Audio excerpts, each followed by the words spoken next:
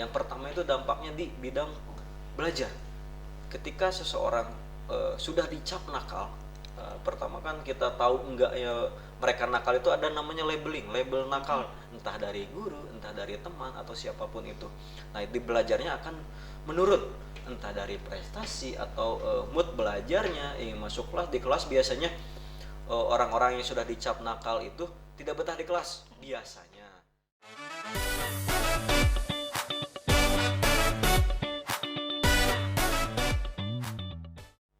Halo Sobat Podcast, saya Andini Susa Oktaviani. Selamat datang di BEDI Podcast, Broadcast Edukasi Informasi SMK PGRI 2 Sumedang.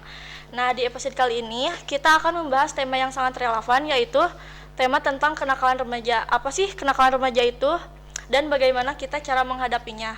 Yuk mari kita simak.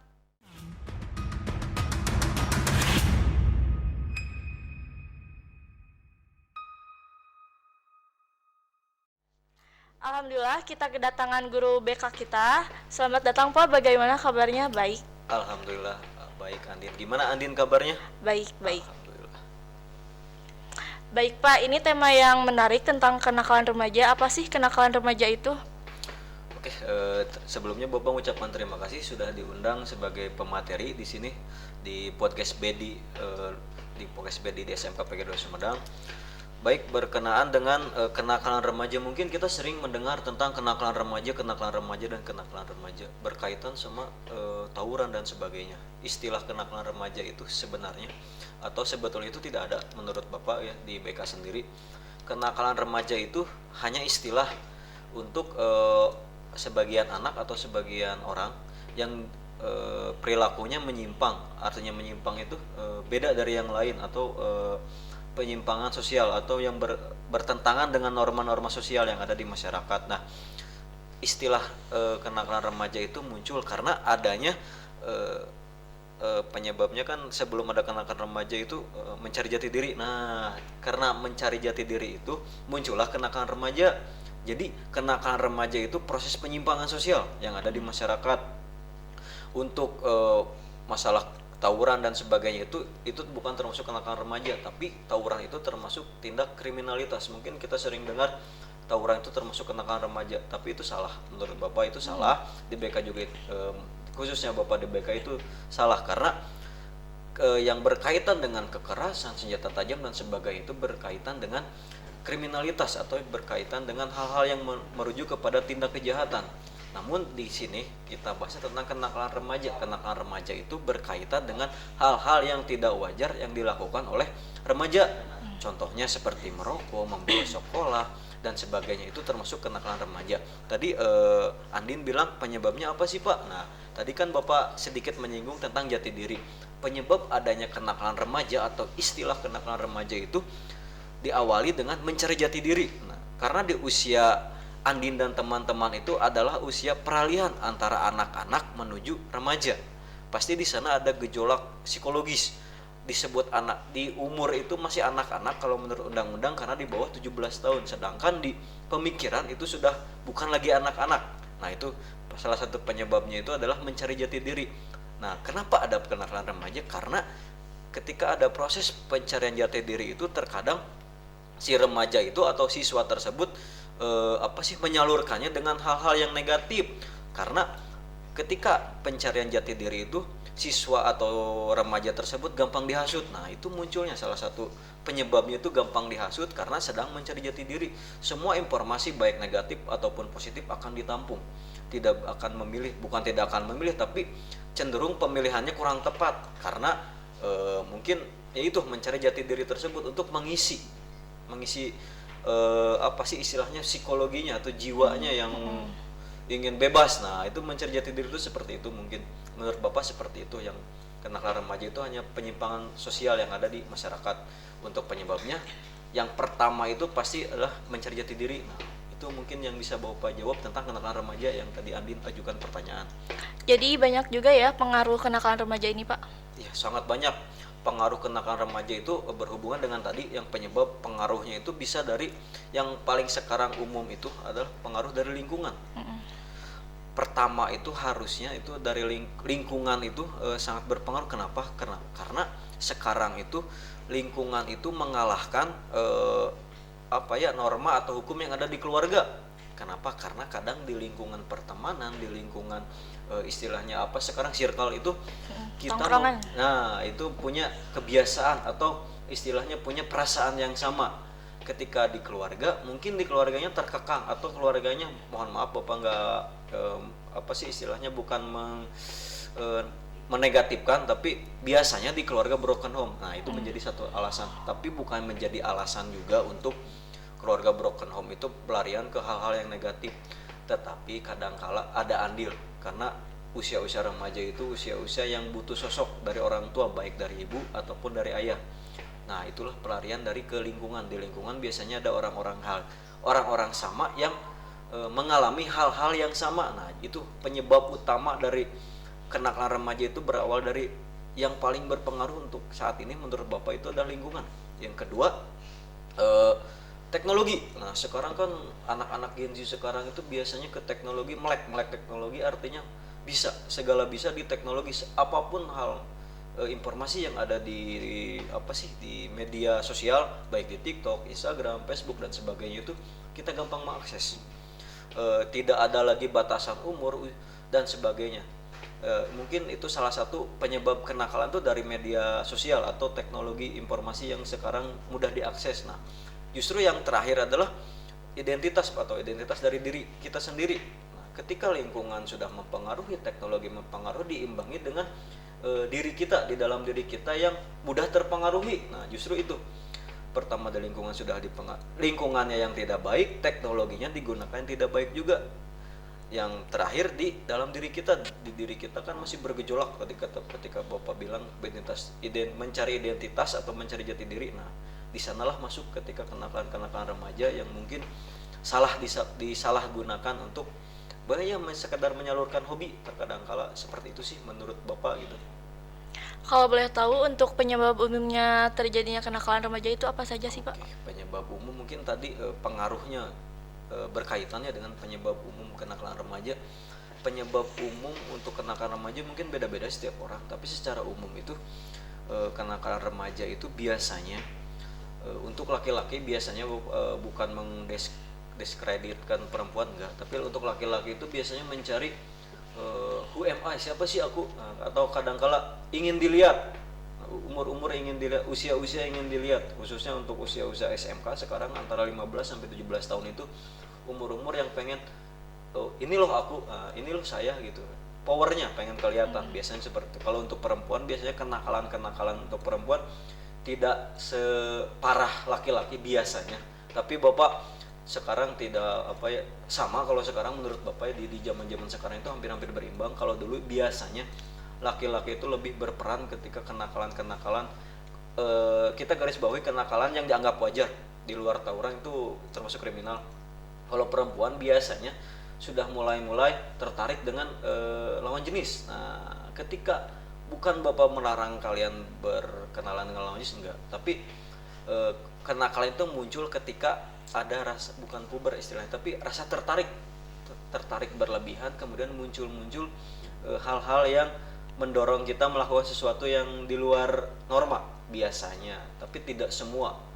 Bapak garis bawahi tidak semua, tapi biasanya kita rela melakukan apa saja demi orang yang kita sukai. Biasanya seperti itu kalau kenakalan perempuan biasanya. Tapi Bapak percaya Andi dan teman-teman tidak melakukan itu. Biasanya seperti itu. Menurut Bapak itu penyebabnya tetap yang utama, kalau penyebab itu dari dalam diri kita sendiri. Nah, untuk dampak kenakalan remaja itu sendiri bagi diri kita itu apa saja sih, Pak?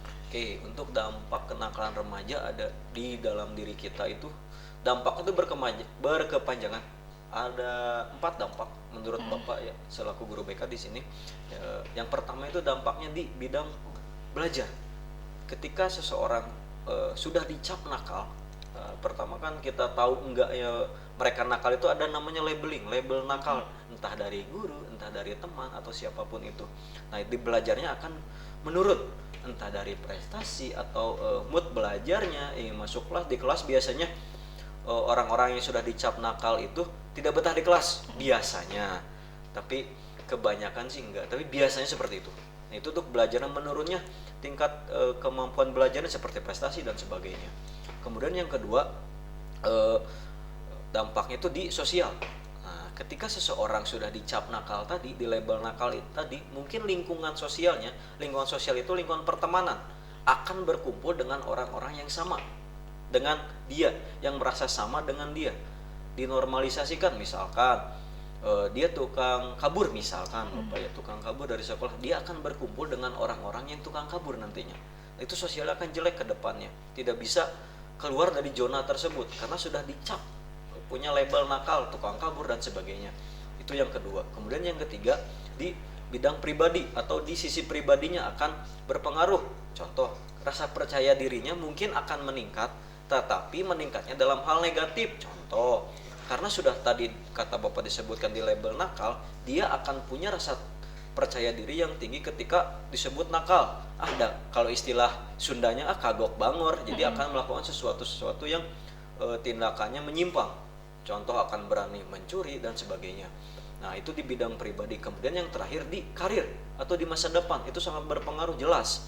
Karena ketika seseorang sudah dicap nakal atau dicap murid yang istilahnya mohon maaf Bapak sekali lagi, itu akan berpengaruh ke masa depan. Jadi ada istilahnya dakar naon ngalanjutkeun sekolah lagi, nah terus dicap nakal dan sebagainya, tidak punya semangat hidup. Bukan tidak punya semangat hidup, tapi tidak punya perencanaan yang baik untuk kedepannya, tidak memikirkan dia akan bekerja, akan kuliah, wirausaha dan sebagainya. Kan harusnya di SMK itu biasanya harus punya rencana, mulai dari kelas 1 pun harus, dari pemilihan jurusan dan sebagainya. Nah, kalau yang sudah dicap nakal itu mereka tidak akan memikirkan ke depannya, tidak akan memikirkan bagaimana nanti ketika lulus sekolah. Contoh, tidak akan memikirkan bagaimana dia nanti bekerja, kuliah dan sebagainya, karena cap nakal tersebut akan melekat ke dirinya. Itu yang paling susah menurut Bapak. Ada 4 hal yang berpengaruh dari dalam pribadinya, di pribadi tersebut, di sosialnya, dari karirnya dan dari belajarnya. Jadi kenakalan tersebut akan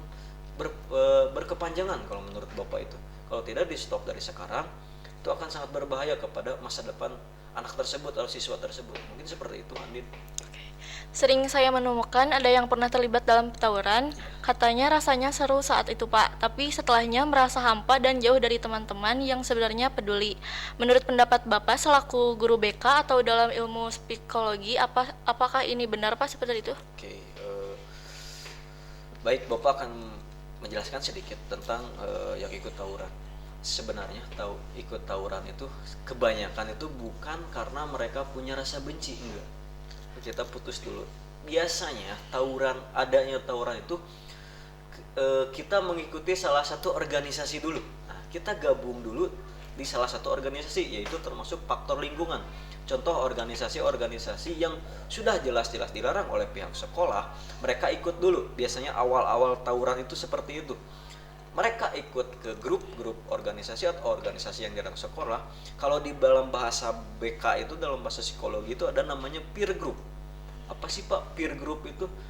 Peer group itu rasa fanatisme yang tinggi terhadap grup atau organisasi, mengalahkan rasa ke keluarga, ke teman dan sebagainya. Nah, ketika seseorang masuk ke organisasi atau geng-geng yang dilarang oleh pihak sekolah, pasti akan muncul rasa peer group, membela organisasi tersebut, membela geng tersebut dengan sedemikian rupa, dengan hal-hal yang negatif. Bapak tidak menyalahkan kalian mengikuti geng atau sebagainya ketika geng tersebut mengajarkan hal-hal yang positif. Kadangkala munculnya tawuran itu di sana diselipi oleh hal-hal yang negatif. Contoh, beberapa kejadian yang terjadi di luar sana itu biasanya ketika ikut tawuran itu ditanya oleh pihak sekolah ataupun ke pihak kepolisian itu, pada saya mah ikut-ikutan atau pada saya mah diajak oleh anggota geng tersebut. Nah, jadi ketika benar tadi Andin katakan ada rasa hampa, pasti kenapa? Karena bukan penyaluran, tapi di organisasi tersebut biasanya ada tekanan. Ketika kita masuk organisasi yang dilarang atau adanya tekanan, nah peer group itu tekanan dari organisasi. Contoh tekanannya, kalau misalkan contoh Andin mengikuti satu organisasi misalkan ya kan, organisasi A. Nah, ketua atau anggota lain pasti akan menekan Andin untuk mengikuti peraturan yang ada di organisasi tersebut. Mau peraturan itu berbentuknya negatif ataupun positif. Biasanya organisasi yang dilarang pihak sekolah itu adalah organisasi yang berbentuknya negatif biasanya. Tapi tidak semua organisasi itu negatif, enggak. Bapak nggak mengatakan seperti itu, tapi biasanya karena kejadian-kejadian yang sekarang itu ujung-ujungnya negatif. Nah, ketika Andin mendapatkan tekanan tersebut karena sudah istilahnya kagok gabung, kalau bahasa Sundanya kagok gabung, otomatis akan mengikuti perintah tersebut. Karena itu peer group tersebut rasa fanatismenya tinggi. Kalau nggak dibela, pada sieun dikeluarkan di grupnya atau sieun nggak punya teman. Nah, itu yang menjadikan hampa, karena biasanya di organisasi tersebut mengajak sesuatu, bukan mengajak tapi apa ya istilahnya tuh, ya mengajak tapi ke hal-hal yang negatif. Contoh ya tawuran seperti itu. Biasanya tawuran itu berawal dari rasa benci satu orang. Biasanya tawuran itu satu orang di media sosial yang jadi provokator. Nah, yang lainnya ikut-ikutan. Nah, jadi hampanya tuh ketika ada seseorang yang kena atau yang menjadi korban. Nah, baru ada muncul rasa hampa. Hampanya itu dalam artian bukan hampa kayak perasaan yang lain-lain ya, tapi hampanya itu lebih ke kecewa ke dalam dirinya. Kenapa sih saya nggak bisa nolak, atau kenapa sih saya malah ikut-ikutan. Nah, di sana istilah mencari jati diri itu di sana, Andi. Disebut apa istilah kesenangan belaka atau hanya kesenangan sesaat, benar. Karena ketika mereka kan remaja itu butuhnya tuh bergaul, berkumpul. Nah, itu sebenarnya yang menjadi hampanya itu di sana. Nah, cuman di apa sih istilahnya disalurkan dengan hal-hal yang negatif. Jadi istilah hampa di sini itu istilahnya lebih ke kecewa ke dalam dirinya, kenapa sih nggak bisa nolak gitu, kenapa sih lebih memilih ngebela organisasi daripada dirinya sendiri dan keluarga gitu kan. Ketika sudah terjadi tawuran, yang rugi bukan diri kita sendiri tapi keluarga dan sekolah, biasanya seperti itu. Nah, itu terjadi kehampaannya itu lebih ke kecewa. Mungkin seperti itu sih Andi menurut Bapak gitu. Ternyata kenakalan remaja itu bisa membawa konsekuensi yang lebih besar dari yang kita bayangkan ya Pak? Iya, sangat-sangat besar konsekuensinya. Konsekuensi paling fatal menurut Bapak itu ketika sudah terjadinya korban. Jangan kita korban seperti luka. Jangan kita memikirkan luka yang berat, tapi luka ringan. Biasanya ketika terjadi tawuran itu atau kekerasan, tidak akan berpikir panjang. Bapak memaklumi karena itu remaja tersebut kan peralihan dari anak-anak menuju dewasa atau menuju remaja, belum punya. Bapak bukan berarti menjelekkan remaja, enggak, tapi belum punya pemikiran untuk bertindak apa sih istilahnya, bertindak dengan dibarengi dengan tanggung jawab. Nah, enggak, biasanya enggak. Remaja itu hanya bertindak secara spontanitas. Nah, ketika tawuran tersebut dilakukan dengan menggunakan senjata tajam dan sebagainya, kan tawuran itu sebenarnya bukan termasuk kenakalan remaja tapi kriminalitas. Jadi ketika seseorang sudah melakukan hal-hal yang seperti tadi, melukai seseorang dan sebagainya, akan merasakan dampak dalam dirinya bergejolak. Itu pasti kekecewa dan rasa takut. Kecewanya kenapa sih saya melakukan itu pasti. Terus takutnya pertama takut dikeluarkan dari sekolah, kemudian yang kedua takut proses di kepolisian, itu pasti menurut Bapak, karena itu bukan termasuk tindakan kenakalan tapi lebih ke kriminalitas. Biasanya tawuran itu berdampaknya sangat panjang, sangat berpengaruh sekali. Makanya sebisa mungkin kita sebagai remaja di usia Andin dan teman-teman Andin, Bapak nggak melarang kalian bergaul, masuk organisasi dan sebagainya, enggak, tapi hindari hal-hal yang negatif. Mungkin seperti itu sih menurut Bapak Andin ya. Pak Dede, apa pesan yang dapat diberikan untuk sobat podcast Sumedang ini Pak? Mungkin pesan untuk Andin dan kawan-kawan, khususnya siswa-siswi SMK PGRI 2 Sumedang, Bapak cuma nitip pesan satu: jaga diri kalian, hindari hal-hal negatif, terus jangan terbawa arus. Menurut Bapak seperti itu. Jadi jangan ikut-ikutan karena yang bertanggung jawab nantinya apabila terjadi hal-hal yang negatif itu adalah sekolah dan keluarga. Organisasi tidak akan ada, teman tidak akan ada yang menolong. Bapak jamin itu. Maka dari itu, dengan adanya podcast ini, Bapak harap kejadian-kejadian yang sudah kita perbaiki dari sekarang. Kita bangkit dari keterpurukan, jadilah siswa-siswi yang berprestasi. Untuk Bapak seperti itu sih pesan Bapak, nitip ke kalian, jaga pergaulan, jangan terbawa arus. Mungkin seperti itu. Nah, sahabat podcast, itu dia pembahasan kita tentang kenakalan remaja. Semoga episode ini memberi wawasan dan inspirasi untuk kita semua. Terima kasih kepada Bapak Dede atas waktu dan wawasan yang telah dibagikan. Semoga podcast ini bermanfaat untuk semua sahabat podcast. Jangan lupa untuk menyaksikan episode selanjutnya di BD Podcast, Broadcast Edukasi Informasi SMK PGRI 2 Sumedang. Dan jangan lupa untuk like, comment, and subscribe dan share ke teman kalian sebanyak-banyaknya. Sampai jumpa lagi.